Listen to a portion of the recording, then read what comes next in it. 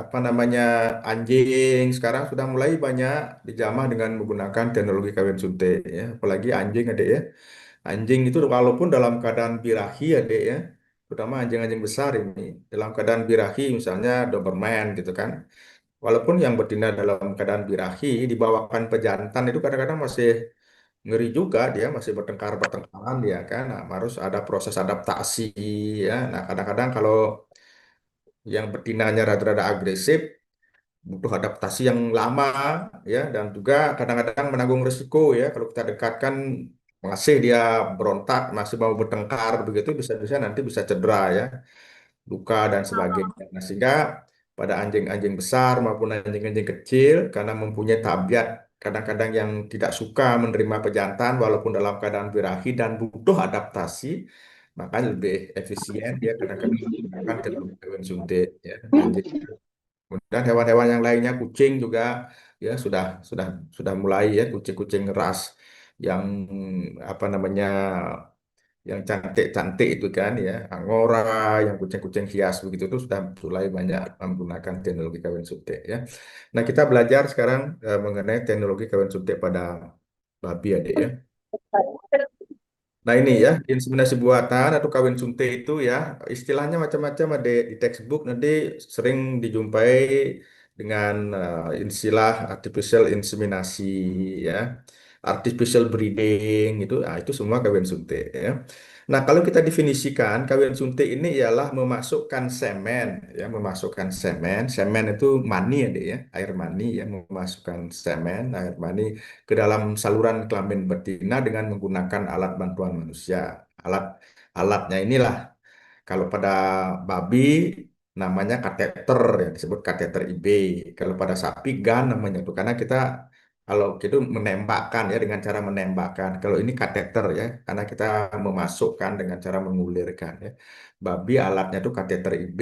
Kalau pada ruminansia itu sering disebut dengan gun, gun IB, anjing itu gun IB juga ya. Nah, karena kita memasukkan semen, ya semen ya, semen. Ingat ya, jangan dibaca semen nanti kalau semen itu memasukkan semen ke dalam saluran kelamin betina itu jadi beton kelamin betinanya nanti ya. Semen dibaca semen ya. Nah, semen itu ialah merupakan hasil ejakulasi ya, Dek ya. Nah, itu dah yang dikeluarkan oleh pejantan pada saat ditampung semennya atau pada saat dia melakukan perkawinan alami itu ya semen itu nah, kalau kita periksa secara mikroskopis di dalamnya itu mengandung sel.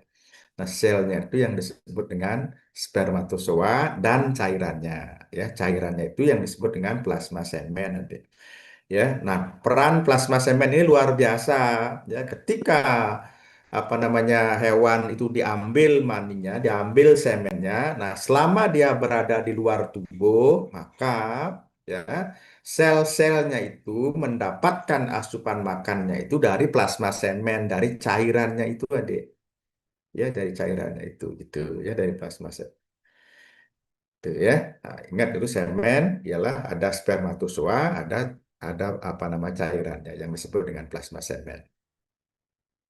Nah, buat apa kita belajar IB ya, Dek ya? Memanfaatkan teknologi IB ini dibandingkan teknologi kawin alam dengan menggunakan pejantan yang asli ya, Dek. Apa gininya manfaatnya? Itu lebih ekonomis bagi peternak kecil. Nah, kalau di Bali ini di Bali ya, itu biasanya ibu-ibu rumah tangga ya, itu sering kadang-kadang memelihara babi betina ya. Orang Bali disebut bangkung biasanya itu kan. Nah, itu biasanya dalam skala kecil, satu, dua ekor dia pelihara kan, itu untuk menampung limbah rumah tangga, ada limbah-limbah pertanian, ya, nah itu dia pelihara bangkung. Nah, kalau dia memelihara pejantan, ya, nah, itu tidak ekonomis, ya, karena memelihara pejantan itu berat, biaya biaya gininya berat sekali, biaya pakan, buat kandang gitu ya sangat berat. Nah, sehingga nggak usah bagi peternak-peternak kecil itu nggak usah untuk memelihara pejantan, adik. Ya. Nah, kemudian mungkin adik itu akan bertanya ya sejauh mana ya kalau kita ingin melakukan kawin menggunakan babi pejantan, babi pejantan untuk kawin alami agar dia apa namanya tidak rugi memeliharanya, berapa sebenarnya rasionya. Nah, kalau biasanya di peternakan-peternakan yang sudah dihitung secara rinci, nah kalau kita memelihara paling sedikit 10 deh ya, 10 ekor. Nah, kita memelihara pejantan itu ya, memelihara pejantan impas deh ya, cocok gininya keekonomiannya ya, dibandingkan memelihara satu betina, satu pejantan tuh rugi kita pelihara pejantan karena kos pejantan itu tinggi. Nah, kalau sudah memelihara 10 ya, 10 sampai 15 satu ekor pejantan, nah enggak rugi ya, cukup. Nah, itu dihitung secara keekonomiannya. Ya, nah, kalau sekarang ibu-ibu ya, kalau di kampungnya Pak Abbas di Singaraja itu, kalau ibu-ibu mengawinkan apa namanya hewan betinanya dengan menggunakan pejantan itu sekarang lumayan berat, itu 300.000 tuh dicat itu ya biayanya. Itu 300.000 sekali kawin adek ya, sekali kawin. Nah, kadang-kadang ya bunda-bunda itu kadang-kadang biar betul-betul pasti bunting dan kemudian anaknya lahir banyak. Nah, kadang-kadang dia bunda-bunda ini bisa mengawinkan 2 kali dalam siklus itu. Ya, hari kedua, hari ketiga dikawinkan gininya. Ya, itu lebih lebih besar lagi biayanya gitu ya. Nah, kemudian mempercepat seleksi mutu jelas, adik ya. Nah, kalau sudah menggunakan teknologi kawin suntik, pejantan yang digunakan itu, ya, pejantan-pejantan yang digunakan itu, apalagi ngambil semennya di Batu Riti, adik ya, di BIBD Batu Riti itu ialah pejantan yang sudah terstandarisasi, ya, sudah SNI dia, sudah standar nasional Indonesia, jelas mutu, ya, mutu dari pejantan itu jelas berkualitas, ya. Nah, sehingga anak-anak yang dilahirkan, ya kalau kita mengawinkan dengan pejantan-pejantan yang berkualitas, ya anak-anaknya kan akan berkualitas, adik ya, berat berat lahirnya cepat, berat lahirnya besar, kemudian pertumbuhannya cepat ya karena pejantannya pejantan unggul dia. Kemudian mencegah penyebaran penyakit, adik. Nah, ini yang paling berat ini ya. Kalau menggunakan teknologi kawin suntik, jelas semen yang digunakan itu karena sudah melalui proses, pasti tidak ada kontaminasi kuman, adik. Nah, kalau menggunakan pejantan, nah inilah jeleknya ya. Kalau pejantan apalagi apa namanya, walaupun pejantannya dulunya sehat, karena mengawini betina yang nggak sehat, nah, pejantannya tertular. Ya, kemudian nah pejantan ini yang sudah tertular ini, ya tiap ngawini betina pun akan menularkan penyakit kelaminnya, gitu ya. Sehingga sama dengan proses menyebarkan penyakit kelamin jadinya dia, ya kalau pejantannya tidak sehat ya. Nah, sehingga dengan menggunakan teknologi kain suntik, ya, penyebaran penyakit bisa kita cegah. Meningkatkan fertilitas, ya jelas adik ya, karena semen yang kita pakai berkualitas, ya. Kemudian waktu, time inseminasinya, saat mengawinkannya, ya, nah, kita sudah tahu masa suburnya, jelas biasanya, ya sekali kawin itu berhasil. Kemudian efisiensi penggunaan pejantan, adik. Nah, efisiensi penggunaan pejantan itu begini maksudnya, adik. Kalau pejantan itu sekali kawin dengan betina, sekali kawin pejantan itu ya dengan betina itu hanya satu ekor betina saja dikawini gitu loh. Ya. Tetapi dengan menggunakan teknologi kawin suntik, satu kali kawin tadi kalau diambil semen atau satu kali pengambilan semen kan sama dengan satu kali kawin alam itu. Nah, kalau kawin suntik bisa satu kali mengambil semen itu deh, itu bisa mendapatkan sampai 4-5 dosis deh. Artinya satu kali ambil semen, satu hasil ejakulasi itu bisa mengawini 5 ekor babi babi yang sedang estrus ya. Tuh ya, itu efisien deh 1 banding 5. Kalau kawin alam hanya satu aja dikawini dia gitu, ya. Itu efisiensinya. Kemudian memungkinkan kawin dengan perbedaan berat badan. Nah, ini dia sering kadang-kadang di lapangan itu ya, ya terutama ibu-ibu yang memiliki babi betina yang saat pertama kali dikawinkan, nah, itu ya, yang baru-baru dewasa kelamin, kemudian dibuang dewasa kelaminnya 2 siklus itu masih kecil di perawakan babinya deh. Kamu kawinkan sekarang dengan pejantan unggul deh, ya pejantan unggul yang beratnya 200-250 kilo gitu, misalnya pakai lendres, oh, udah gede sekali dia. Ini biasanya yang betina tuh nggak kuat menumpu berat badannya deh. Ya, dampaknya kalau biasanya kita paksakan, ya nanti bisa jatuh deh betinanya itu. Sebab babi itu kawin, adek. Ya, siapa pernah lihat nih babi kawin? Babi itu kawin lama sekali, adek. Lama sekali babinya kawin naik, kawin. Pak, ketika ejakulasi mengeluarkan sperma itu lama sekali itu. Ya, itu bermenit-menit ya. Tidak seperti sapi, tidak seperti ruminansia. Ruminansia itu sekali sekali injak itu sekali gas itu langsung langsung keluar dia spermanya. Nah, pada anjing ya, pada babi ini mengeluarkan spermanya sampai dia selesai kawin itu lama sekali. Nah, ketika terjadi perbedaan berat badan ya, betina yang kecil, yang terutama betina-betina yang pertama kali akan mau dikawinkan, nah cenderung nggak kuat menumpu berat badan yang berat badan yang besar dan proses proses kawinnya itu ya proses pejantan ada di atas betina itu lama. Nah, kadang-kadang bisa ambruk adek ya. Nah, ketika ambruk jatuh, nah ini bisa cedera ini ya. Ya, bisa kedua-duanya bisa cedera ya, betinanya bisa patah kaki, pejantannya bisa patah kaki. Ya, bisa kadang-kadang penis yang sudah masuk itu dia bisa karena bisa patah penisnya. Nah, itu bahaya kan? Penisnya patah gimana? Nggak bisa dipakai lagi. Ya. Nah, kemudian dengan kawin dengan spesies yang berbeda. Nah, ini biasanya ya kalau pada hewan-hewan yang lain adik ya, jangan pada babi kan, hewan-hewan yang lain kawin suntik ini bisa dipakai misalnya apa kan? Kuda sama keledai gitu bisa ya. Kuda sama zebra yang satu satu gini ya, yang satu masih satu genus gitu kan bisa dikawinkan. Nah, itu ya. Nah, kemudian kawin dengan hewan cedera. Ini biasanya ya ada umpama uh, apa namanya pejantan, pejantan babi adik ya, yang sudah pernah kawin itu patah ya, atau pernah dibawa gitu kan, dibawa untuk mengawini, kemudian naik loncat apa gitu, loncat pagar jatuh, nah patah kakinya, nah, nggak bisa kawin alam dia deh. Nah, dengan menggunakan teknologi kawin suntik, pejantan itu masih bisa digunakan. Nah, inilah keuntungan-keuntungan adik ya, manfaat dari proses penerapan kawin suntik itu adik ya. Iya.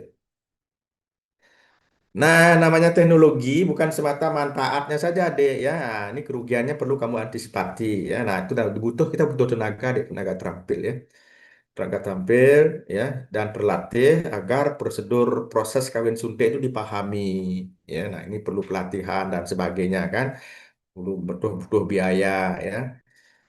Ya, Pak Bastun training itu udah seperti apa namanya inseminator yang ada hampir semua di Bali ini biasanya itu dosen-dosen kamu biasanya yang melakukan training itu ya di dinas-dinas ya kayak Pak Bebas pernah ke Udana ke NTT, NTB sampai ke Papua itu pernah apa namanya memberi pelatihan untuk bisa terampil memahami teknologi kawin suntik hampir pada semua hewan ya ruminansia apa namanya babi, unggas juga ya.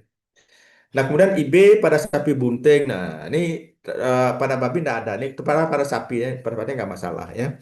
Kemudian mempercepat penyebaran penyakit. Nah, itu deh ya. Ketika kamu dalam melakukan processing semen, ya, nah makanya ya, ketika processing semen, memproses semennya itu, ya. Nah, semennya kurang baik, adik. Semennya kurang baik, ya.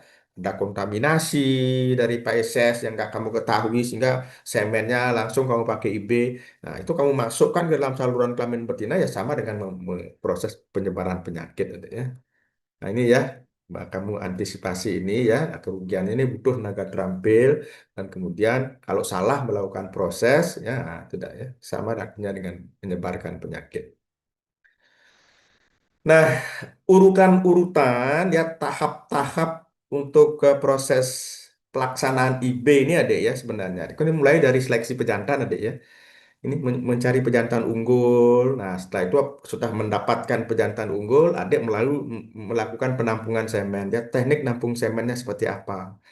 Nah, ini semennya dievaluasi adik. Ya, apakah semen yang dihasilkan oleh pejantan itu berapa banyaknya gitu. Nanti dihitung itu untuk mengetahui kadar pengencerannya. Ya, nah ini ada pengencer ya, pengencer-pengencer yang digunakan. Nah, kemudian semennya itu telah disimpan, adik ya, disimpan ya. Setelah semennya diencerkan, disimpan. Nah, setelah disimpan, baru ke teknik inseminasi buatan. Gimana cara melakukan IB-nya? Nah, setelah itu evaluasi terhadap hasil IB, adik ya. Setelah melakukan IB, dievaluasi hasilnya apakah setelah satu siklus pada hari ke-18 sampai hari ke-24 lagi nggak dia birahi kan. Nah, kalau seandainya birahi ya berarti adik gagal lakukan inseminasi ya. Nah ini adik ya, pejantan-pejantan yang umum ada di Indonesia, khususnya di Bali adik ya. Di Bali ini pejantan-pejantan yang sudah ada. Yang paling banyak ini ada pejantan Landrace namanya adik ya. Landrace sudah umum ya. Kalau apa namanya babi putih ini biasanya cenderung peternak-peternak kita menernakan Landrace ya. Ini ciri-cirinya adik ya, nanti bisa adik baca ya, berwarna putih, panjang. Nah, ini nanti bisa di search nanti di apa namanya dengan AI atau dengan menggunakan apa bisa dilihat nanti ya penampilan babi-babi unggul yang ada sekarang ini ya. Ini Landrace putih begini ada ya. Nah, kemudian ada large white ya atau Yorkshire putih juga, tapi mulutnya gini ada ya, mulutnya pendek dia. Kemudian yang membedakan tuh mulutnya pendek, kemudian telinganya lebih kecil dia ya menghadap ke depan tapi lebih kecil, tidak sebesar pada pada gini. Kalau Landrace ini memang khas dia. Khas ini telinganya besar sekali dia sampai lepek ya, kan? Mukanya melebar, ini muka tapak dia ya, tapak melebar. Kalau misalnya lendris kan ya kayak babi umumnya itu ya, moncongnya agak runcing. Ini kan daun telinganya tegak ke depan ya. Nah ini nanti ciri-cirinya bisa ada lihat ya. Yorkshire atau ada orang menyebut large white ya. Large white. Ini juga banyak ya yang diternakan ya, Durok. Ya, Durok ini kalau ada pejantan ya, kalau babi kelihatan kayak merah bata begini dia, ya, merah gula ya, merah gula sampai merah merah bata gitu ada ya. Nah, itu punyanya Durok ya ya. Ini punya Durok ya, ini ada nih banyak ada di Batu Hitam. Nah, ini juga ya Hampshire ini ya putih tapi ada khas dia mempunyai selempang ini deh ya. Nah, kalau udah ini Hampshire nih namanya ya. Yang saya, nah, ini ada bag saya, nah, bag saya ini hitam juga, tapi gininya apa namanya belangnya diputih sama kepala kadang-kadang, ya. Ya. Nah ini ada Pitren, Pitrennya total-total deh, ya. Total ini kan, nah, Pitren namanya ini. Ya. Ini ada beberapa ya, beberapa ternak kita menggunakan Pitren ya. 3 tahun yang lalu top sekali Pitren ini ya. Pitren ini apa namanya penuh daging, proses penularannya kecil ya, tetapi dagingnya banyak. Maka peternak dan pemotong biasanya cukup suka terhadap pitren ini ya, karena tulang-tulangnya kecil dia, kebanyakan daging dia. Oke ya, nah itulah ada beberapa apa namanya apa namanya jenis babi ya, babi yang ada di Indonesia ya. Nah kalau ada sudah mempunyai apa namanya pejantan yang baik, nah kita sekarang mulai melakukan penampungan semen nanti, ya. Nah, hal-hal yang dibutuhkan untuk nampung semen, ya, nah, ini biasanya ada tempat nampung semen deh. Ini biasanya yang disebut dengan damiso. Ini bukan bukan dami nih, sudah nggak berbentuk dami nih ya. Nah, kalau kita memulai deh, ya, memulai melakukan belajar untuk nampung semen, nah kita biasanya eh, ini kan sudah permanen ini dia. Nah, ini permanen ini dia ya. Ini permanen dengan menggunakan rangka rangka besi baja begini kan. Nah, tapi di tempat pegangannya ini dia ini harus empuk ini ya. Pegangannya ini karena biar kaki babinya ini nggak lecet dia ya. Nah, ini. Nah, kalau awal memulai jangan pakai yang simple aja deh, pakai dingklik aja ya. Pakai meja kalau kita masih di SD gitu aja ya, meja kayu yang panjang gitu ya, kemudian kamu selimuti dengan karung deh kan, karung goni pakai ya, karung goni.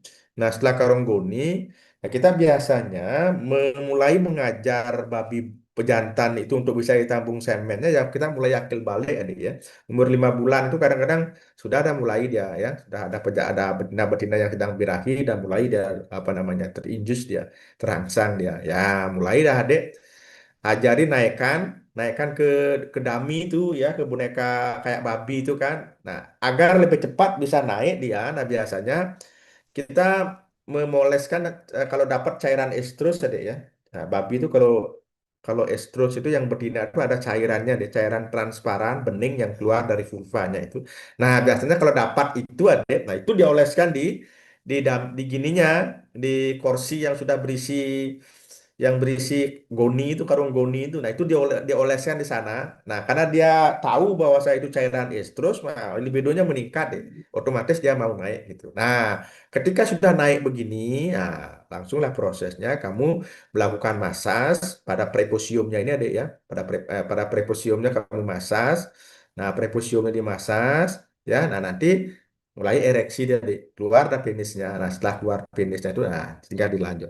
Nah, peralatan-peralatan yang lain ialah alat penampung, deh. Ini kita buat, bisa kita buat dari paralon, deh.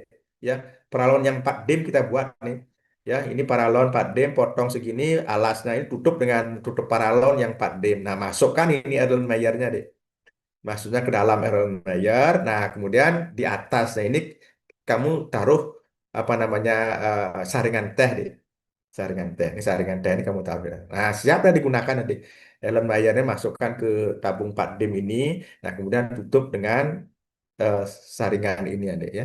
Saringan teh. Kenapa harus ditutup dengan saringan teh? Nah, ini alatnya cukup simpel nih. Ini bisa kita buat adek ya.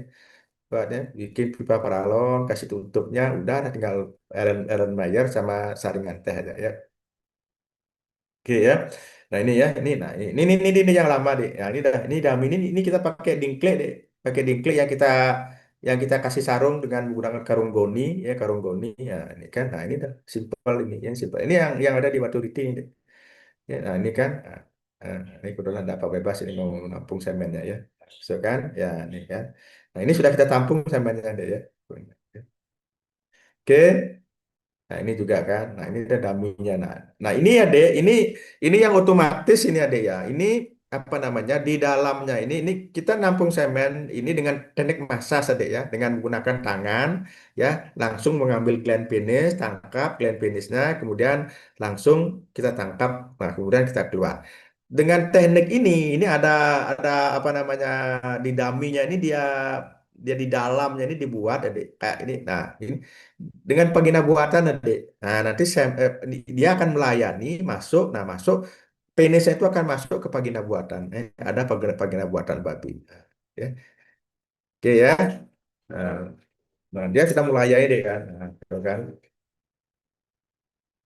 Hmm, dia melayani vagina buatan. Oh, ini enggak bukan ya. Jangan dia teknik massage. Nah, ini dia ya.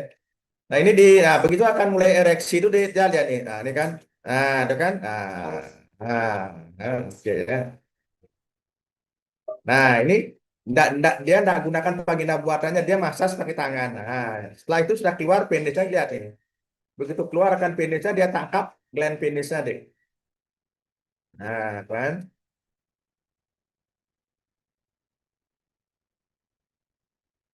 Itu lihat gland penisnya udah ditangkap tuh, terus sudah kelihatan kan? Nah, setelah sudah tergenggam itu, kamu bisa tarik, adik, karena penisnya babi panjang. Nah, kemudian dia netes, deh kan? Nah, ini yang disebut dengan praksi pertama, deh. Praksi pertama yang keluar itu ialah gel, deh. Gel-gelnya ada keluar. Nah, kalau kamu menampung dengan menggunakan alat penampung yang tadi itu, nggak masalah kamu tampung. Nanti gelnya ini tersaring oleh oleh apa namanya saringan teh itu adik. Nah, ini bapak ini, nah dia tidak menampung, yang ditampung ialah praksi kedua saja. Ya, gelnya nggak dia tampung, tapi setelah praksi kedua baru dia tampung di semennya. Nah, praksi kedua ialah praksi yang tidak ada gelnya, kaya dengan sel spermatozoa adik. Nah, ini kan. Ya, jangan khawatir adik. Setelah adik menangkap gland penisnya yang kayak ulir, ingat ya, gland penis babi itu kayak ulir adik. Nah, setelah kamu tangkap, ya, kamu tarik enggak apa, karena penis babi itu panjang sekali dia, ya, panjang sekali. Nah, ini kan nanti proses nampungnya itu lama deh, ya, bermenit-menit ya, kadang-kadang bisa 5 menit ya untuk melakukan ejakulasi deh, tuh bayangin itu dia. Ya, nah, nanti ketika setelah kamu melakukan penampungan seperti ini, intinya tangan kamu yang menggenggam penis ini harus konstan deh. Berapa genggamannya yang pertama, ya, tidak boleh berubah. Kalau seandainya genggaman ini berubah, mengendor genggaman kamu ini langsung akan turun dia deh, penis apa namanya babinya, ya. Ya, nah begitu kamu menggenggam gland penis sudah mulai ejakulasi, nah ini dipertahankan ya, biar konstan. Ini terus akan netes ya itu, netes terus ya semennya ya. Sampai 5 menit dan semen babi itu banyak adik ya, ringnya mencapai 100. Nah, kalau dia mau agak mau selesai, dia akan kau tarik semennya ya.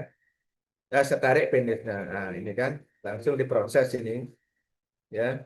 Langsung diproses untuk melakukan pelayanan inseminasi buatan. Ya. Ya, dimasukkan ke dalam tabung ya, tabung-tabung kecil gini ya. Kalau biasanya inseminator kita pakai botol cuka itu Dek, ya, beli botol cuka itu, nah, bisa dipakai satu. Nah, kemudian tinggal membagi ya, membagi. Kalau kita melakukan dengan cara membagi ini, biasanya inseminator itu melakukan IB dengan menggunakan dosis 80 biasanya Dek, ya, 75 80 ya. Biasanya semen yang didapatkan ini berkisar antara 150 sampai 250 cc. Deh. Ya. Nah, ini dia dapat 2 dosis. Nah, ini dah kalau menggunakan semen segar, tak praktis dah. Ya, karena konsentrasi semennya terlalu tinggi dan konsentrasi spermatozoanya. Nah, itu ditutup ya. Setelah ditutup, siap siap untuk dibawa ke lapangan melakukan inseminasi ya, Dek. Oke, ya. Nah itu ya. Nah, kemudian ejakulasi babi terdiri 3 praksi ya, Dek. Ya, 3 praksi itu. Pertama ialah praksi sperma. Cairan itu prasperma, 3 praksi, prasperma, sperm rage namanya yang kaya sperma dan postsperma. Yang prasperma ini biasanya yang keluar cairannya bening disertai dengan gel, Dek. Nah, itu udah ada gel-gel jadi keluar ya. Nah, ada yang tidak berpengalaman, ya, silakan tampung semuanya dengan syarat itu ya. Nah, pada saat tabung penampungnya itu kasih gini deh, kasih saringan saringan teh. Kalau adik tampung semuanya nanti bahaya adik ketika akan adik memasukkan ke saluran kelaminnya itu gelnya itu akan menyumbat alat kita ya. Kateter kita tersumbat oleh gelnya buntu akhirnya dia ya. Nah, kemudian yang kayak sperma ini setelah ada cairan bening berisi gel, nah kemudian baru masuk ke praksi kedua deh. Nah, itu baru keluar cairan yang putih ini, ya, putih kayak susu ini. Nah, biasanya kalau Pak Ebas nampung semen, biasanya cenderung Pak Ebas nampung praksi keduanya saja deh, ya. Kayak yang sudah keluar kayak susu baru Pak Ebas tampung, ya. Nah, setelah itu praksi ketiga, ya, praksi ketiga lagi deh keluar cairan bening kayak kencing gitu, ada gelnya lagi, berisi gel lagi, tuh ya, berisi gel dia, tuh, ya. Nah, secara alami ya, deh, secara alami praksi-praksi ini mempunyai peran di dalam saluran kelamin betina, deh, ya. Nah, prasperma ini dikeluarkan itu sebenarnya kalau kalau babinya kawin alam itu ialah untuk membilas saluran reproduksi yang didalui oleh sperma, deh. Dia dulu jalan, deh. Jalan ya. Misalnya ya saluran reproduksi babi betina itu adik ya. Di ujungnya itu kan bisa bisa saja apa namanya ada sisa-sisa kencing ya, babinya habis kencing gitu kan, nanti kan ada kan di depan uretra kan ada di salurannya kan ada uretra, vagina, ya baru vulva kan. Nah, di sepanjang depan dari uretra itu bisa saja ada sisa-sisa apa namanya mukosa yang terkontaminasi oleh kencing. Nah, kalau kawin alam biasanya, nah itu gunanya deh ya, dia jalan dulu. Nah, setelah dia membilas agar salurannya bersih, nah kemudian baru masuk spermanya. Nah, setelah masuk spermanya, Dek, baru keluar praksi ketiga dulu. Praksi ketiga gunanya untuk menyumbat, Dek. Ya, disumbat itu, disumpel di serviksnya agar tidak erosi spermanya. Nah, itu Dek, itu fungsi-fungsi secara alaminya nih. Ya, dibilas pertama praksi yang ada gel itu membilas dulu alat kelamin betinanya itu biar nggak ada runtuhan sel, biar nggak ada kontaminasi kencing. Baru spermanya jalan praksi kedua. Yang ketiga setelah spermanya jalan disumbat lagi ya. Dia mengeluarkan gel lagi deh. Nah, maksudnya agar tidak tumpah keluar ya sperma yang diejakulasikan. Nah, ini pintar sekali ya baby itu secara alami ya. Oke ya. Nah, setelah itu deh baru lakukan evaluasi semennya. Semen yang telah didapat setelah ditampung itu dievaluasi sekarang. Ya, ada namanya pemeriksaan makros, pemeriksaan mikroskopis tadi. Ya, makros nah, itu volumenya berapa, bau, warna, pH, kekentalan. Periksa nih. Nah, mikroskopis ada gerakan massa ini di bawah mikroskop dilihat ini. Ada gerakan individu, ada konsentrasi ya, kemudian abnormalitasnya berapa, sperma mati dan hidup berapa. Ini di apa namanya diperiksa. Nah, setelah pemeriksaan makros dan mikros ini barulah kita mendapat apa namanya gambaran kualitas semen deh. Nah, biasanya semen itu misalnya volumenya berapa gitu kan. Warnanya kan putih krem. Ya, volume semennya.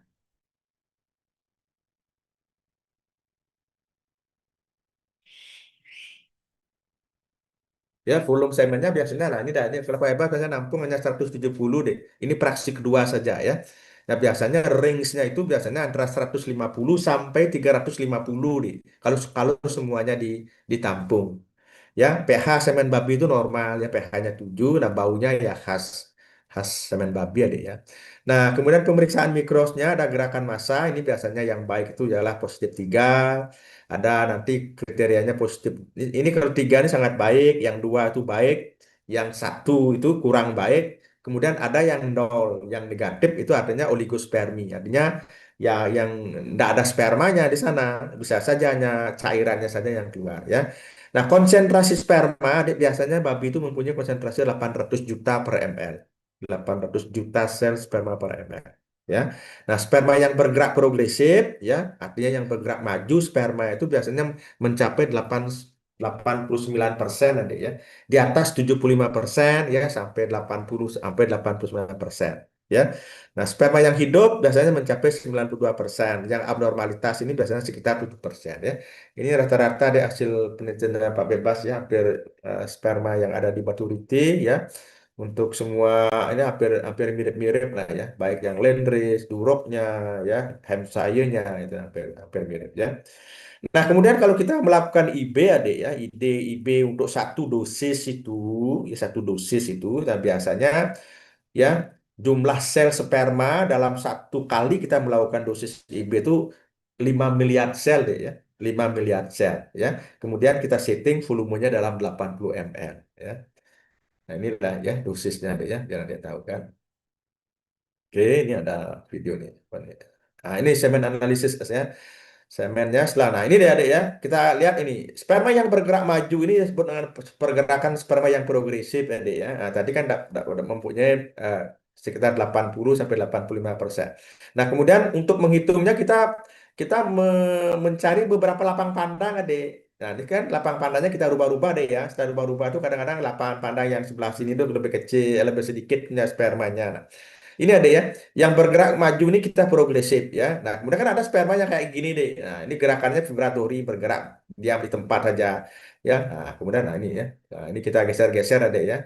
Nah, untuk melihat pergerakannya ya. Nah, ini spermanya tidak bergerak ada ya. Tuh kan. Tuh lihat ini kan. Tuh kita geser-geser untuk melihat lapang pandangnya ada. Ya, nah ini yang disebut dengan ya untuk melihat proses pergerakan sperma ya ini gerakan individu ada ya makanya ada kalau ada nanti kualitas spermanya ada yang membaca 80 p artinya 80% spermanya bergerak progresif ya. Gitu ya.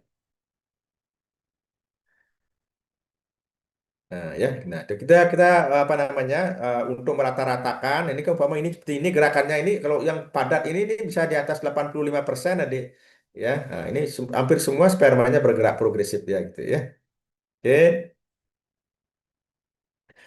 Nah, kemudian adik juga memeriksa konsentrasi sperma, ya. Nah, konsentrasi sperma kita periksa dengan menggunakan apa namanya counting chamber Neubauer, ya. Neubauer, ya. Ini sama dengan adik melakukan pemeriksaan terhadap total count eritrosit. Ya, barangkali kalau adik dapat fisiologi ada ya, dapat fisiologi. Fisiologi itu nanti ada untuk melakukan penghitungan total count eritrosit. Ya, prinsipnya sama deh ya. Nah, ini juga kita menggunakan apa namanya memeriksa konsentrasi jumlah sel sperma itu dengan menggunakan hemositter Neubauer. Hanya saja deh ya, pelarut yang kita gunakan untuk melakukan pemeriksaan ini ya, kalau kalau melakukan pemeriksaan eritrosit, adik menggunakan larutan Hayem ya ayam. Nah, kalau kita di sini ya, kalau kita melakukan pemeriksaan sperma dengan menggunakan laluran hayam, spermanya jalan-jalan, ada bergerak-bergerak di counting ini nggak bisa kita hitung. Nah, maka Kalau kita melakukan pemeriksaan konsentrasi spermatozoa dengan teknik hemosimeter, kita menggunakan NaCl 3%, adik. Nah, NaCl 3% itu mempunyai peran ya satu untuk membunuh spermatozoa, adik. Nah, sehingga nanti di counting ini bisa dihitung dia ya, berapa jumlahnya. Kalau kita ndak bunuh spermanya karena dia bergerak, soalnya. Kalau eritrosit kan nggak bergerak dia, Dek.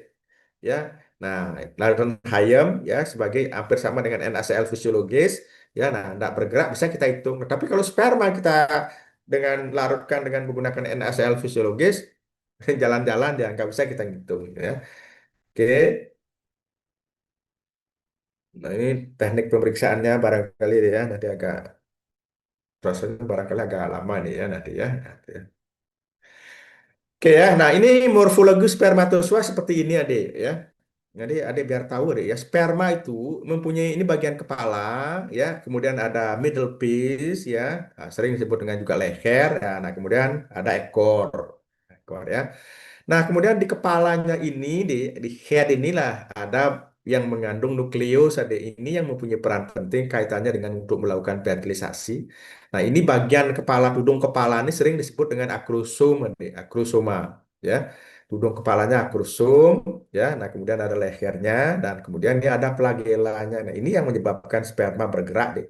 Ya, ada flagellum ini yang menyebabkan dia bergerak. Nah, di bagian inilah ada namanya mitokondria, ya, kan? Di middle piece-nya ini ya, middle piece sampai ke bawah ini ya, nah itu terdapat apa yang disebut dengan namanya mitokondria ya. Nah ini morfologinya deh ya. Nah kalau ada belajar sperma, ini sperma babi hampir mirip begini deh ya. Yang mamal ya, yang mamalia yang mempunyai ya, bukan mamalia ya, ruminansia ya, ruminansia ya, dan manusia cenderung mempunyai sperma yang kepalanya bulat. Kalau diunggas, diunggas kepalanya ini runcing kayak tombak, ya kayak tombak dia. Nah, kalau yang rodensia, jenis binatang pengerat, ini kepalanya ini kayak bulan sabit dia. Nah, itu ya, nanti makanya secara garis besar kita bisa membedakan sperma itu, adik ya. Oh, ini punya punya siapa nih? Oh, kalau punya unggas tuh runcing kepalanya. Nah, ini kan bulat ini dia kayak korek api dia. Nah, kalau ini mamalia dia ya, mempunyai kejar mame cenderung kepalanya begini ya. Nah, kemudian kalau roden binatang pengerat, nah itu kayak bulan sabit ya. Bulan sabit kemudian baru ada lehernya, baru ada ekornya. Ya, middle piece kemudian ekor. Ya, nah kemudian nah, itu yang membedakan sehingga bisa mengklasifikasi oh ini punya unggas ini, oh, ini punya rodensia, nah, ini punya mamalia gitu. Bisa kita bedakan ya. Nah ini ya apa namanya morfologi yang abnormal lah ini yang normal deh ya. Nah kemudian yang ini ya, ada sperma yang kita golongkan ke makrocephalic. Nah, kepalanya besar ini kita golongkan yang abnormality ya. Ini normal sperm ya ini abnormal. Ada yang mikrocephalic deh, nah, kecil kepalanya. Nah ini kan kepala ganda ya. Ini ekornya ganda deh. Nah, ini kepalanya nggak bener ini kan, mengerucut itu kayak pada unggas ya. Nah ini ya apa namanya middle piece-nya terlalu panjang ya. Nah ini juga ya, ini apa namanya apa namanya kepalanya berbentuk pir dia kurang kurang kurang lonjong dia terlalu bulat ya bentuk-bentuk sperm abnormality ya. Nah, setelah semennya sudah dievaluasi, Adik, ya kita juga menyiapkan pengencer. Nah, kita mengencerkan semen sekarang, ya.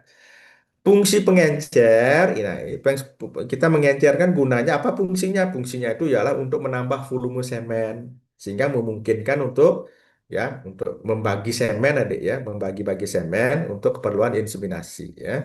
Menambah volume semen sehingga memungkinkan untuk melakukan IB terhadap betina dalam jumlah yang lebih banyak dalam satu ejakulasi. Itu fungsinya ya, fungsi untuk menambah volume. Nah, apa syarat-syarat pengencer? Nah, kalau sekarang kamu membuat pengencer adik ya. Karena sering kadang-kadang kalau melakukan penelitian, melakukan mengutik-utik untuk mencari bahan-bahan herbal, ya untuk bahan pengencer yang kita aplikasikan untuk masyarakat, adik. Ya, banyak penelitian-penelitian bebas yang terkait dengan pengencer ini, ya pengencer-pengencer yang berbasis sumber daya alam, memanfaatkan sumber daya alam kita yang kaya, ya untuk membuat bahan pengencer. Ya. Nah, syaratnya apa? Nah, bahan pengencer itu harus menyediakan makanan bagi sperma, ya. Kemudian sperma dapat bergerak, ya, bergerak setelah diencer kan sperma tidak membatasi pergerakannya, Dek.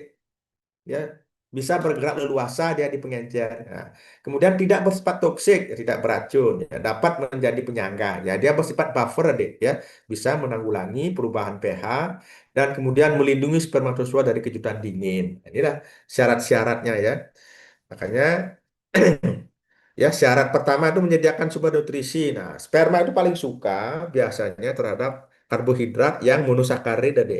Lebih mudah dicerna dia. Ya, misalnya harus mengandung kandungan fruktosa atau glukosa. Ya, sperma dapat bergerak secara progresif. Nah, biasanya bahan-bahan pengencer itu ya sudah tidak membatasi ya. Kemudian tidak bersifat toksik, menjadi ya, bersifat buffer deh ya, bersifat penyangga ya, melindungi sperma dari kejutan dingin. Nah, ini ya. Nah, kemudian bahan-bahan adik berkaitan dengan ini, bahan-bahan yang sudah kita gunakan, yang sudah kita lakukan penelitian itu yang menjadi basic pengencer adik ya, basic pengencer biasanya bebas menggunakan air kelapa atau menggunakan air buah lontar adik ya. Nah, kalau kita bandingkan air buah lontar jauh lebih baik dibandingkan dengan air buah kelapa. Kenapa demikian ya? Karena air buah lontar itu konsentrasi ya makanan monosakarid, fruktosa dan glukosanya jauh hampir 14% lebih tinggi dibandingkan dengan air kelapa. Ya, gitu kan. Nah, kemudian ya, tidak bersifat toksik. Tidak bersifat toksik, dia dapat menjadi penyangga. Nah, air kelapa dan gini ini dia eh, bisa sebagai penyangga dia ya, karena mengandung apa namanya tekanan osmosis yang hampir sama dia. Ya. Nah, kemudian melindungi spermatozoa dari kejutan dingin. Ya, nah ini kan. Nah, di samping sebagai di samping sebagai apa namanya sumber makanan, ada ya. Fruktosa dan glukosa juga dia berperan sebagai anti-cold shock ya, sebagai membran kutin juga. Nah, biasanya bahan-bahan pengencer yang tadi, basic bahan pengencer, itu kita lakukan kombinasi ya, Dek, ya, kombinasi dengan menggunakan kuning telur ya. Nah, kuning telur yang digunakan ya biasanya berkisar 10% sampai 20%, Dek. Kalau lebih menggunakan dari 20%, nah ini ya akan mengganggu pergerakan spermatozoa ya, pengencernya terlalu terlalu gelet ya, terlalu apa namanya? Terlalu bukan encer ya, terlalu pekat dia ya sehingga bisa mengganggu ya. Nah, kalau terlalu kecil nah bisa mengakibatkan kekurangan makanan ya. Kuning telur itu banyak mengandung lipoprotein deh yang mempunyai peran untuk melindungi kejutan dingin dia ya. Kuning telur juga ada proteinnya, ada apa lemaknya sebagai sumber makanan, ada vitaminnya macam-macam ya. Nanti apa namanya bergerak bersama-sama dengan pengencer dasarnya. Makanya sehingga banyak pengencer itu menggunakan misalnya apa namanya air kelapa kuning telur gitu ya. Air buah lontar kuning telur. Nah, ya. Nah, kemudian karena selama spermatozoa disimpan itu menghasilkan radikal bebas, ya, menghasilkan radikal bebas dari hasil metabolismenya itu akan menghasilkan radikal bebas, maka sering kita menambahkan bahan-bahan antioksidan ke dalam bahan pengencer. Ya. Nah, antioksidan yang sudah pernah kita tambahkan tuh kita pernah menambahkan madu ya pada pengencer apa namanya kuning kuning telur apa namanya air buah kelapa kuning telur kita tambahkan ekstrak daun kelor ya daun kelor kita tahu bahwasanya dia banyak mengandung antioksidan kan. Nah, kemudian beberapa juga pernah kita lakukan penelitian menambahkan ekstrak buah-buahan ekstrak buah jeruk dan sebagainya bisa ya yang mengandung banyak antioksidan. Oke. Nah, penghitungan konsentrasi nah itu dah kadar pengencerannya ini mutilitas progresif didapat tadi dikalikan konsentrasi dikalikan volume dibagi deh ya dibagi dengan dosis yang dibagi dengan per dosis IB kan kita menggunakan 5 miliar. Ya, nah itu bayangin ini kan dengan semen yang kualitas tadi itu deh ya dengan semen yang kualitas tadi ini ya tadi kan ada bahas tunjukin kualitas semen nih. Nah dengan semen yang kualitas begini ini yang kita dapat, nah ternyata setelah kita proses itu bisa menghasilkan 24 dosis deh ya 24 betina yang bisa kita layani ya. Nah, sedangkan kalau dia kawin alam, ya pejantannya ini hanya satu aja dia, ya satu betina yang dilayani gitu loh, ya. Dengan menggunakan 5 miliar sel saja itu sudah hampir bisa membuang semua sel telur adik, ya. Jangan khawatir ya, tuh, kan dibandingkan dengan kawin alam. Maka kawin alam itu dibilang tidak efisien dia, ya, karena sperma terlalu berlebih dibuat apa terlalu berlebih, ya. Oke ya. Nah, ini cara pengencerannya. Nah, kemudian adik, kalau ingin membuat ini pengencer bahan dasar pengencer ya, ini kuning telur, bisa susu, air kelapa ya, air buah lontar juga bisa ya. Nanti tinggal adik, kalau basicnya adik air kelapa kombinasi dengan susu boleh, air kelapa dengan kuning telur boleh, maupun air buah lontar ya susu. Nah, kemudian ada pengecer-pengecer yang sudah diperdagangkan secara komersial, Adik ya. Ini ada namanya BTS. Ini Baturiti ini yang digunakan, Bad Spill Towing Solution ya. Kemudian ada Androsta, MII. Nah, MII juga pernah kita lakukan penelitian ya, penelitian. Nah, ini pengecer-pengecer komersial ya. Nah, ini pengecer ini berbasis bahan kimia, deh ya, menggunakan bahan kimia, deh ya. Nah, kita ya, ini namanya menggunakan bahan kimia ya, eh, pasti mempunyai dampak ya. Hanya barangkali kita tidak pernah melakukan penelitian. Kalau semen, kalau sering umpama babi diencerkan dengan menggunakan bahan-bahan pengencen yang berbasis bahan kimia ya. Nah, nanti apakah berpengaruh terhadap saluran reproduksinya ya? Saluran reproduksi kalau terus-terusan nanti dikasih bahan kimia begitu kan. Nah, itu kita nggak tahu kan ya, nanti perlu dilakukan penelitian lanjut mengenai bahan ini. Nah, bahan-bahan ini semua import tadi ya. BTS ini dari Jerman nih ya, dari Minitum, Jerman punya produksi. Ini MII ini juga dari Minitum juga. Ini semua produksi Minitum. Nah, ketika ada sekarang ini ya, kemarin kurs dolar itu hampir 17.000. Ini mahal sekali adek ya. Karena ini kita kalau pesen ini dolar kita kan main dolar nih kan. Nah, dolar. Nah, ketika mulai rame ada perang itu pengiriman lambat proses pengirimannya ini bisa nggak nyampe sini kan nggak ada bisa nih barangnya gitu.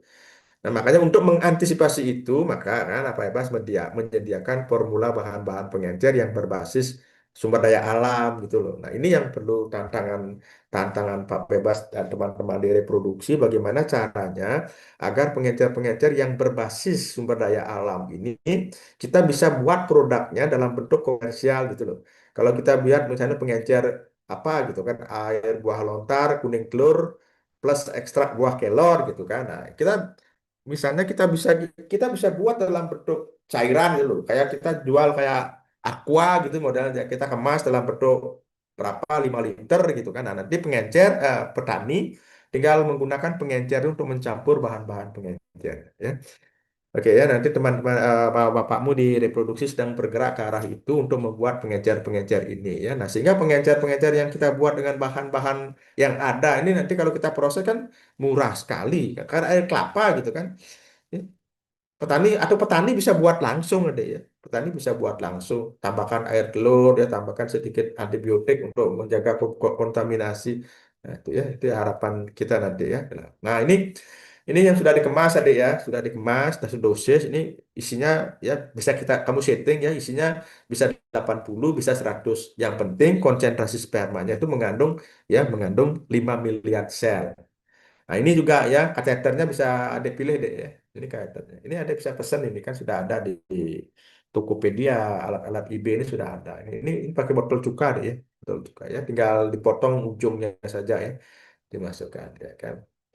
Nah, kemudian yang nyimpan semen tadi kan, nyimpan semen babi itu agak beda dengan semen-semen yang lain adik nyimpannya ya. Semen babi itu suka di 15 sampai 20 derajat Celcius adik ya. Nggak suka kalau semen-semen apa namanya sapi, domba, kambing, unggas, dia malah suka di 5 derajat, 4 sampai 5 derajat. Ya, kita simpan di kulkas ya, di refrigerator di tempat penyimpanan sayur tuh suka. Nah, ini kalau ini nggak mau dia di semen cair babi ini kalau setelah diencerkan kita simpan dalam 5 derajat kurang baik dia ya. Semennya cepat sekali rusak ya, cepat mengalami kematian karena shock suhu. Nah, di suhu ini dia suka dia ya. Nah, bisa bertahan biasanya 3 sampai 4 hari kalau kita simpan ya. Oke ya. Nah, kemudian bagaimana teknik untuk melakukan IB deh. Nah, teknik melakukan IB pertama ya, ini ada tahapan, ada 3 tahapan adik. Pertama itu harus adik bisa mendeteksi estrus dulu ya. Kemarin kan kita jelasin kan gimana caranya mendeteksi estrus ya, estrus pada babi. Nah, kemudian setelah estrus masukkan kateter, nah kemudian di posisi semen. Gitu ya. Ini gejala-gejala estrus dan kemarin kita jelasan ya, babi gelisah, tak mau makan, vulpanya bengkak merah hangat ya, 3A ini abang abu anget, keluar leleran transparan, ya, mengeluarkan, nah, biasanya itu udah mulutnya berbuih biasanya, mengeluarkan suara lenguhan, ya. Nah, biasanya biasanya apa namanya yang birahi itu, nah, itu udah ngu gitu biasanya babinya, ya. Ya, diam bila punggungnya ditekan. Ya, nah ini yang disebut dengan standing head, deh. Ya, untuk dalam keadaan birahi puncak, kalau kamu tekan punggungnya, kalau kamu duduki babinya itu diam dia. Ya, diam dengan memperagakan posisi siap kawin. Ya, bagian belakang itu kokoh sekali dia. Ya, makanya kalau babi babi yang berat 100, induknya itu kalau kamu naik ke punggungnya dua orang gitu. Yang seberat Pak Bebas itu dua orang naik ke punggungnya kuat ya gitu. Ya. Kemudian merespon ya dengan posisi siap kawin aja, posisi standing head namanya siap kawin ya. Nah, ini gejala-gejala estrus ya, pulpa, abung, angan. Nah, ini keluar leleran begini. Nah, ini ada leleran cairan bening ini kan. Nah, ini saling ngendus-ngendus gini dia adik ya. Ini udah sesama gini. Nah, ya, itu ya ciri-ciri 3A. Nah, ini standing head. Ketika kamu tekan begitu, nah, ini posisi kakinya dia ya ini siap kawin dia. Ini telinganya begitu. Nah, kemudian ini. Nah, kalau udah begini ini posisinya ini dua orang naikin apa ini? Nah, ini namanya standing head ya, posisi siap kawin adik. Nah, ini kan tuh.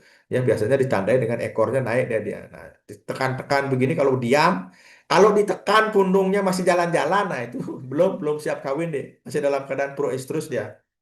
Ditekan begini, nah, telinganya naik, kemudian ekor meningkat, nah, kemudian kakinya kokoh dia. Nah, itu yang disebut dengan siap kawin dia, ya, standing head dia. Nah, ini kan, tuh ditekan begini diam dia. Oke, nah ini kan kemarin sudah dijelaskan ya best ya, best time of inseminasi ya biasanya hari kedua ya, hari kedua setelah dari awal estrus, 24 setelah awal estrus. Nah, kemudian gimana cara memasukkan GAN-nya ada? Nah, ini alat apa namanya posisi alat kelamin deh, alat kelamin reproduksi ya. Ini ada vulva, kemudian ada vagina ya, ada serviks. Nah, ini kan nanti. Oke ya. Ya, ini caranya memasukkan begini ya, deh. Ya, masuk ya. Memasukkan GAN-nya ini, memasukkan kateternya ini ada. Ingat memasukkan kateter harus membentuk sudut ada, ya, membentuk sudut ya 30 lah sampai 40 derajat ya, bentuk membentukkan sudut. Kalau adik tidak membentukkan sudut, adik datar memasukkan kateter ini, nanti kateternya bisa masuk ke kantung kencing adik, ke uretranya nih dek. Ini kantung kencing akan bermuara ke vagina ini namanya uretra adik. Kalau ini kalau datar kamu, kalau datar gannya kamu datar masuk, kemudian menyentuh pintu uretra ini adik, maka hewan betinanya akan kencing adik, ya, kamu sentuh sedikitnya refleks kencingnya keluar. Nah, ketika refleks kencingnya keluar, maka alat GAN kamu ini deh, ya, kateter kamu ini harus kamu ganti, ya, karena sudah terkontaminasi kencing. Semen babi itu sangat takut sama kencing adik, gitu. Maka kalau di kampung, kalau kampung, bunda-bunda yang sudah pengalaman dia pelihara bangkung namanya. Kalau ketika bangkungnya kawin, bangkungnya terkencing-kencing, dia pasti sudah tahu nggak berhasil dia. Ya memang begitu memang. Ya memang begitu ya. Nah, makanya ada agar memasukkan kateternya ini aman biar tidak menyentuh kantung ini uretranya, makanya masukkan membentuk telusuri telusuri bagian atas membentuk sudut ya paling sedikit 35 sampai 40 derajat. Telusuri bagian atasnya. Nah, nanti akan akan gan apa namanya kateternya akan tersandung di bagian serviks ini adik. Nah, setelah tersandung pada bagian serviks, kemudian lakukan karena ini kan kayak ulir gininya nih, kayak apa namanya gland penis, kayak menyerupai gland penis babi nih. Kateternya kayak ulir deh. Nah, untuk agar lebih mudah memasukkannya, maka adik lakukan pemutaran berlawanan dengan arah jarum jam. Kalau kamu putar berlawanan dengan arah jarum jam, maka ulir-ulirnya akan cepat sekali apa namanya menelusuri cincin-cincin dari serviks ini adik. Ya, nah ini putar berlawanan dengan arah jarum jam. Nah, makanya akan langsung dia masuk gerut gerut gerut gerut gerut gitu. Ya, oke. Nah, ini kan ini dan anak koas ini ada ya. Dan anak koas sedang nah ini kan. Nah, ini kalau akan memasukkan ini membentuk sudut dulu deh ya. Nah, kalau sudah membantu sudah agak agak panjang, sudah agak ke dalam masuknya ya enggak masalah kan. Berarti uretranya sudah terlewati oleh ujung gannya, ujung kateternya deh ya. Nah, oke ya. Nah, setelah itu adik tinggal angkat, setelah diangkat Nah, kemudian ini kateter ini ada lubangnya, ya. Tinggal masukkan botol cuka yang sudah berisi semen ini, Dek. Masukkan kamu ya. Nah, setelah masukkan, nah sudah deh, nanti akan mengalir sendirinya, Dek. Ya, kalau adek benar cara memasukkannya, maka nanti semen yang ada di botol cukanya akan tersendirinya ditiup, ya, akan kempot dan didiemin aja, akan masuk ke saluran reproduksinya, ya. Sebab kenapa demikian? Karena ketika babi ini dalam keadaan estrus, nah ini sama dengan kawin alam, adek, akan ada respon, ya. Saluran reproduksi itu akan melakukan peristaltik nih. Ada denyutan-denyutan saluran reproduksinya itu. Nah, denyutan-denyutan itu sambil ada tiupan deh. Nah, ditiup ini ya, sehingga ya terus dipegang aja, ya, sampai habis adik, ya, sampai habis. Setelah habis nanti, oke, ya, nah, ini menyeberangi cincin-cincin setpik ini kan, ini GAN ini cincin-cincinnya deh. Nah, kan makanya dengan melakukan pemutaran berlawanan arah jarum jam akan lebih cepat menelusuri cincin-cincin setpik yang panjang, ya, pada babi. Nah, kemudian ini adalah GAN yang modern, Dek. Ya, GAN-GAN modern ini sudah mempunyai lidah gini, Dek. Ya, lidah gini. Nah, ini gunanya ketika adek memasukkan setpik, nah kemudian semennya itu bisa tumpah di ujung gini, Dek. Ya, GAN-nya sampai di sini, tetapi semennya tumpah di sini. Nah, ini apa maknanya? Maknanya artinya semakin ke dalam kita memasukkan semen, maka ya semakin dekat perjalanan sperma untuk mencari sel telur untuk terjadi pembuahan, adik. Dibandingkan dengan di sini ditumpahkan. Nah, kalau nggak ada belalainya di sini tumpah dia. Nah, tapi kalau ada belalainya di sini tumpah spermanya, sehingga memperpendek perjalanan untuk menuju tempat pembuahan. Gitu ya, ini kan yang sudah modern. Nah, ini deh. Nah, masuk, angkat, nah, ini kan kempot, nah, ngalir lah dia di sini dia.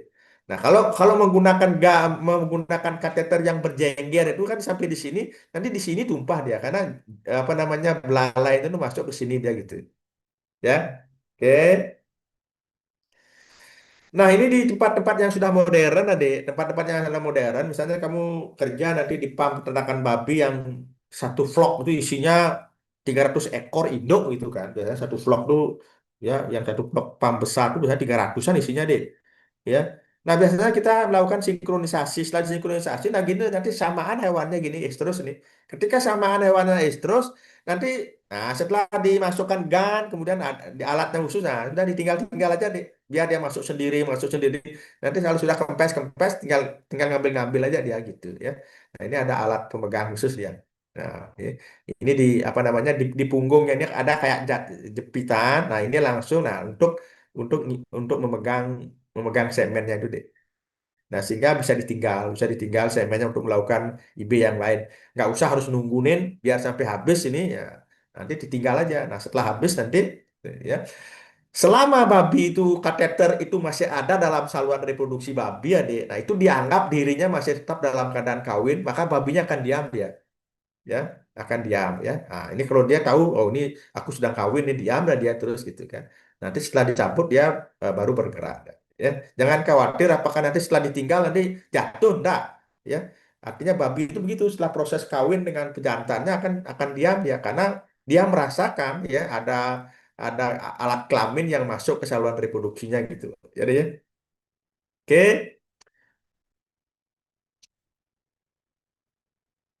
Nah, ini ada video untuk melakukan IB pada babi, ya. We are ready now to go into the making house to do the inseminations. As you can see, it's very quiet and we've taken about 2 hours to... Adik, suaranya bisa didengar ya, suara videonya, deh, ya?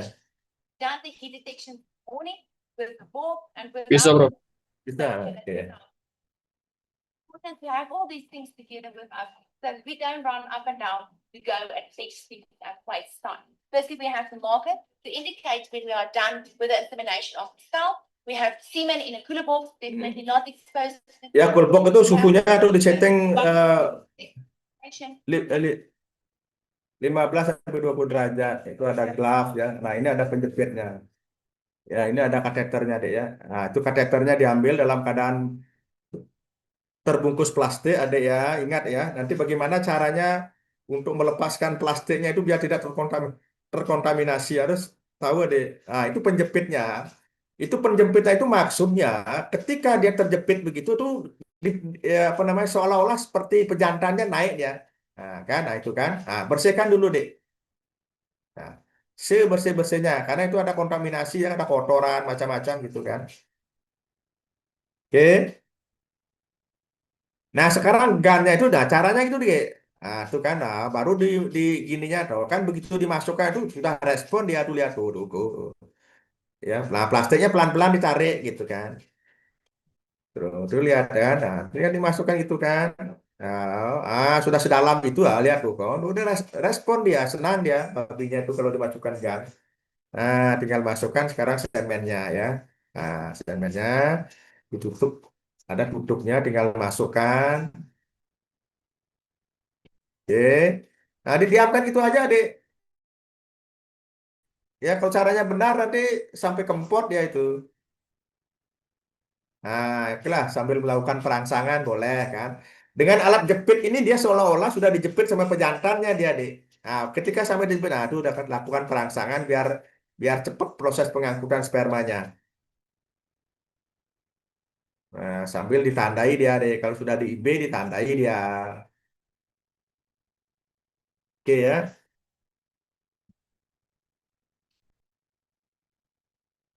Nah, kemudian evaluasi semen ya. Evaluasi semen itu amati kemunculan estro 18 sampai 24 jam ya. Kalau kamu melayani bunda-bunda ya, diteleponin bundanya, "Bu, ini hari ke-18, lihat bangkungnya itu mau buang apa enggak gitu kan. Kalau seandainya buang, ditelepon lagi Bu ya, dikawini lagi gitu kan. Kalau enggak, nah berarti itu bunting ya. Oke ya. Itu aja deh barangkali yang Pak Bebas bisa ya jelaskan ya secara garis besar mengenai eh, teknik inseminasi buatan pada babi ya Dek ya. Jadi untuk lengkap-lengkapnya Dek ya, karena ini ilmunya penting ya Dek ya, bisa dipakai cari uang ya. Ini ya Pak Bebas, apalagi sekarang Bali ini tidak bisa dipisahkan dari babi ya Dek ya, teman-teman yang dari NTT, yang dari Papua itu kan, aduh babi di sana tuh luar biasa mahalnya itu kan. Ya pelayanan inseminasi luar biasa, profitable ya kan. Nah, tinggal adek sekarang di rumah itu menyediakan pejantan-pejantan unggul adek ya yang ter SNI Standar Nasional Indonesia, beli bibitnya di rumah, ajari untuk ditampung semennya ya, kemudian beli botol cuka, beli alat IB, nggak banyak modalnya, paling modalnya di ya kalau belum bisa beli yang besar pejantannya dari Pucit lah ngurus sapeh beli ya. Ya, kemudian biasanya yang di Bali yang paling suka itu biasanya ya teman-teman peternak itu biasanya durok ya. Durok kadang-kadang back sayur yang bersifat yang hitam ya. Yang hitam itu kadang-kadang untuk menyamarkan, kadang-kadang ini pasar kita itu kadang-kadang orang mencari celeng Bali biasanya dia ya, celeng Bali hitam begitu kan. Nah, biasanya kalau punya black sayur, nah bisa kadang-kadang pasarnya untuk celeng Bali padahal itu celeng ras gitu ya. Baik, Adek ya. Ya, itu yang Pak Bebas bisa sampaikan ya. Kalau ada yang